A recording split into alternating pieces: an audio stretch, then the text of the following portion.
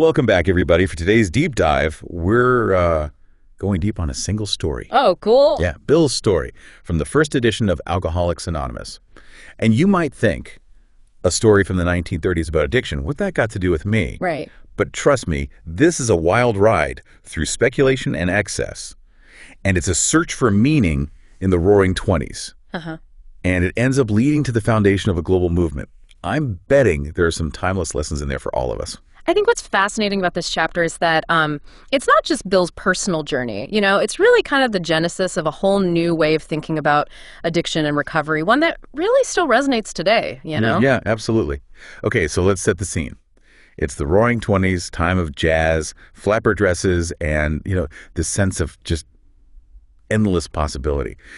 But woven into this backdrop is this ever-present flow of alcohol. And that's a crucial point because Bill grew up in a family where alcohol was a big no-no, right? And then World War I throws him into the trenches, surrounded by camaraderie and danger. And then alcohol just becomes completely intertwined with this sense of freedom and escape. It's almost like this, rite of passage. Yeah. Like the world is saying one thing, his family is saying another, and then the war throws in this whole other perspective. But there's this really eerie detail right at the start. Mm-hmm. Bill talks about visiting Winchester Cathedral and seeing a tombstone with a poem on it, warning about the perils of drink. Talk about foreshadowing. Right. And that tension between knowing and not wanting to know runs throughout Bill's story, really. It's also interesting to see how his ambition plays a role. He's obviously brilliant, he's successful in law and business, but he's driven to a fault, maybe even a little overconfident. Yeah. That drive combined with alcohol, becomes a recipe for trouble. It makes me think about all the times I've pushed myself too hard, telling myself I can handle it. Maybe Bill's story is kind of this cautionary tale about recognizing our own limits, but I'm getting ahead of myself.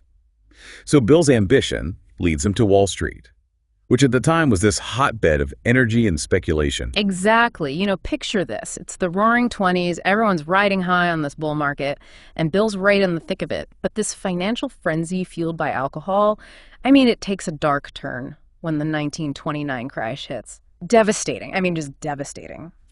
Bill describes sitting in a bar, watching his fortune just disappear on the ticker tape. He knows he should walk away, but that pull back to the bar. It's a raw depiction of addiction's grip. Wow, I can't even imagine that feeling. Seeing everything just crumble around you and still being drawn back to the very thing that's causing the problem. But isn't that what addiction is all about, this inability to break free? That's the common perception, and it's certainly part of it. But what Bill's story highlights is the physiological aspect of addiction. He describes alcohol almost like remaking him, this craving that goes beyond willpower.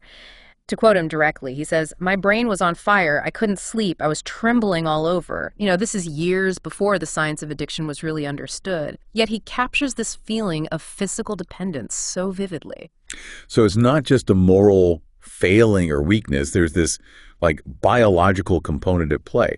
That makes you think about how we judge addiction, doesn't it? It certainly challenges this simplistic view that people could just choose to stop if they wanted to. And that's why it's so important to, look at the whole picture. Absolutely. So for Bill, this crash isn't just financial. It's the start of this downward spiral.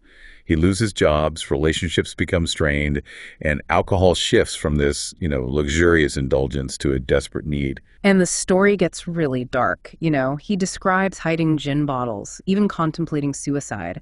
This is a man trapped in a cycle he doesn't know how to escape. He's living through the physical and mental anguish of withdrawal. The shame, the guilt, it's almost like watching a slow-motion car crash, You said earlier there was this tension between knowing and not wanting to know. Does that mean there were times Bill tried to stop? There were. In fact, he goes through these periods of sobriety, often prompted by his wife's, unwavering support and his own fleeting hope. But inevitably, something would trigger him, and he'd fall back into that cycle of remorse and relapse. It's heartbreaking. You want to root for him, but the pull of addiction just seems insurmountable. And that brings us to what might be the most crucial turning point in Bill's story, a moment that completely shifts his perspective. Okay, I'm ready for a little hope here. What happens next? So picture Bill at his lowest point. He's lost everything, physically and emotionally drained. And then out of the blue, he gets this phone call from an old drinking buddy. And he's expecting someone to commiserate with, maybe share a bottle, but what happens next is totally unexpected. So this friend shows up, And, like, he's different. Completely transformed. Sober, Bill even describes this like different look in his eye. He's radiating this sense of peace that Bill can't quite understand. Okay, so the cynic in me is like thinking, oh, great, here comes the preaching. Mm. Was Bill receptive to this, sudden change in his friend? That's where it gets interesting. Bill, remember, he's an intellectual. He's a skeptic. He's seen the horrors of war, the excesses of Wall Street. He's wrestled with faith. He's questioned organized religion and its role in history. I mean, he even admits to believing in a higher power, but not necessarily a personal God. It's like he's searching for meaning, something beyond himself, but struggling to find it. I can relate to that feeling. Have you ever felt, like, skeptical about traditional religious beliefs, but still sense there might be something more out there? Yeah, it's a universal human experience, this yearning for something greater. And for Bill, that search takes a radical turn when his friend suggests this simple but revolutionary idea. Choose your own conception of God. Whoa, suddenly the playing field changes. It's not about accepting dogma, it's about finding your own path to faith. Exactly. This idea resonated with Bill because it removed the barriers of these preconceived notions and allowed him to connect with a higher power on his own terms. He could define his own understanding of spirituality, his own relationship with something bigger than himself. I can see how that would appeal to someone like Bill, a man who values his independence and intellect. But did this mental shift actually lead to, like, tangible change in his life? It was transformative. Bill describes this incredible feeling of peace washing over him, this sense of being lifted up by a force he couldn't see but deeply felt. It was like the chains of addiction suddenly loosened their grip. This wasn't just willpower, it was a spiritual awakening, a moment of profound insight that changed everything.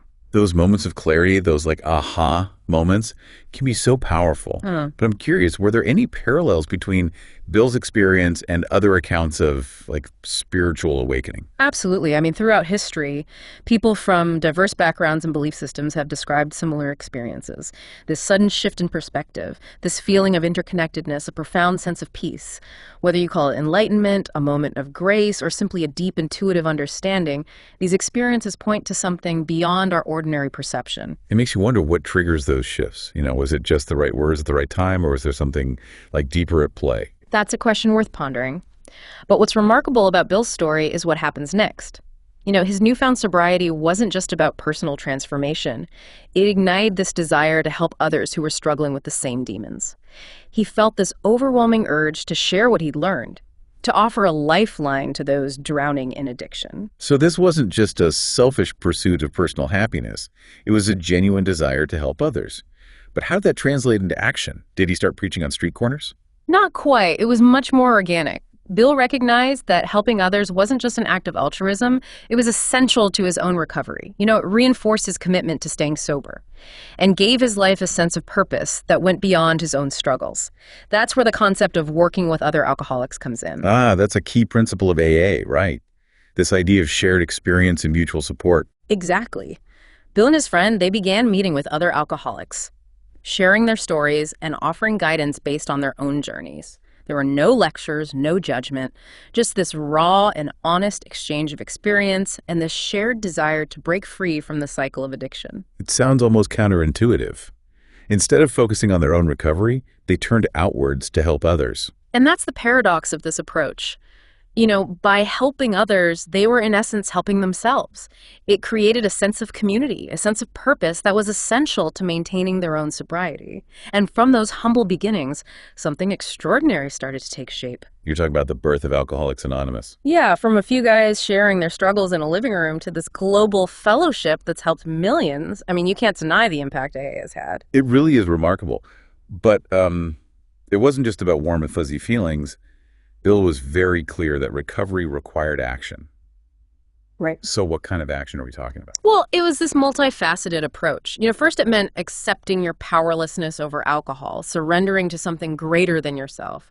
But then it was about taking responsibility for your actions, making amends for past wrongs, and actively working to help others. So it's not enough to just believe in a higher power. You have to actually put those beliefs into practice. Exactly. It's about walking the walk, not just talking the talk. And that active engagement, that giving back to the community, it becomes a crucial part of staying sober. Bill even talks about relapses, acknowledging that recovery isn't this straight line. It's this ongoing process that requires constant vigilance and support. I think that's a really important point. It's easy to think of recovery as this, magical transformation, but Bill's story reminds us it's a journey with bumps along the way. And that's why the fellowship is so important. It's about creating this network of support, a space where people can share their struggles and triumphs without judgment. Remember, Bill didn't present himself as some kind of guru. He was just a guy who'd found a way out of the darkness and wanted to light the path for others. That humility, that willingness to be vulnerable. I think that's what makes Bill's story so compelling. He's not preaching from some ivory tower. He's right there in the trenches with you. So as we wrap up our deep dive into Bill's story, what are some key takeaways you think our listeners should, walk away with? Well, I think Bill's story shows us the transformative power of honesty, willingness, and connection. Bill's journey reminds us that even in our darkest moments, there's always hope.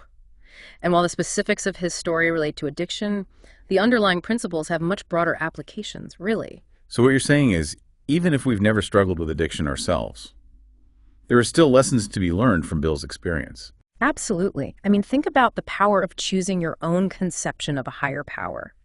How might that shift in perspective help you overcome your own personal obstacles? What could be possible if we embraced vulnerability and shared our experiences with others? What if we all sought out those moments of genuine connection that Bill describes so powerfully? Those are some really thought-provoking questions. I know I'll be pondering them for a while. And for you listening, we hope this deep dive into Bill's story has sparked some new insights, and maybe even inspired you to explore your own path to healing and growth. Remember, it's never too late to start rewriting your story. Thanks for joining us.